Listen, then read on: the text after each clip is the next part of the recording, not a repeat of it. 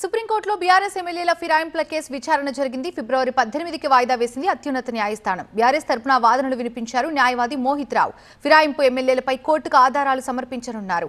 నిర్ణయం తీసుకోవాలని హైకోర్టు చెప్పినా 4 నెలల నుంచి స్పీకర్ పట్టించుకోకపోవడం పైన వాదనలు వినిపిస్తామని తెలిపారు. ఆల్రెడీ 3 months అన్నారు. మీరు ఇచ్చిన నోటీస్ ఏదైతే మీరు చెప్తున్నారో కోర్టుకి, ఆ రోజు నుంచి మీరు డిసైడ్ చేయాలి 3 monthsలో. That is the law. 10 months అయిపోయినాయి కాబట్టి మీరు 1 month లోపలనే ఇప్పుడు డిసైడ్ చేయాలి డే టు డే బేసిస్ మీద అని మా వాదన ఉండే. ఇద్దరు ఎమ్మెల్యేలకు అయితే అసలు అవసరం కూడా లేదు అడ్జుడికేషన్. ఎందుకంటే ఒక ఆయన కంటెస్ట్ చేశారు, ఇంకొక ఆయన వాళ్ళ డాక్టర్కి ప్రచారం చేశారు. సో వాళ్ళకి అసలు అడ్జుడికేషన్ కూడా అవసరం లేదు. It is an open and shut case. దేనికి వాళ్ళు టైం ఇవ్వలేమంటే జస్టిస్ గవై గారి ధర్మస్థానం రేపే వాయిదా ఇస్తాం, మీరు ఆర్గ్యూ చేయండి, మేము డిసైడ్ చేస్తాం రీజనబుల్ టైం అంటే ఏంటో అని అన్నారు. దానికి గాను వాళ్ళు 3 రోజులు టైం ఇవ్వండి, మేము కౌంటర్ దాఖలు చేస్తాము, కౌంటర్ చేసిన తర్వాత మేము ఆర్గ్యుమెంట్ చేస్తామంటే ట్యూస్డేకి పోస్ట్ చేయడం జరిగింది. స్పీకర్ ఇక్కడే కాదండి, అన్ని రాష్ట్రాలలో ఏ రాష్ట్రంలో ఎక్కడ కూడా మీరు గోవా ఎగ్జాంపుల్ తీసుకోండి.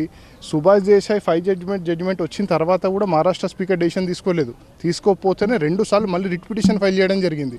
గోవా స్పీకర్ తీసుకోలేదు, వాళ్ళకు కూడా ఒక రిట్ పిటిషన్ అంటారు ఆర్టికల్ 32 సుప్రీంకోర్టులో ఫైల్ చేయడం జరిగింది. అదే తరహాలో తెలంగాణ కూడా ఇప్పుడు అదే తరహాలో అవుతుంది.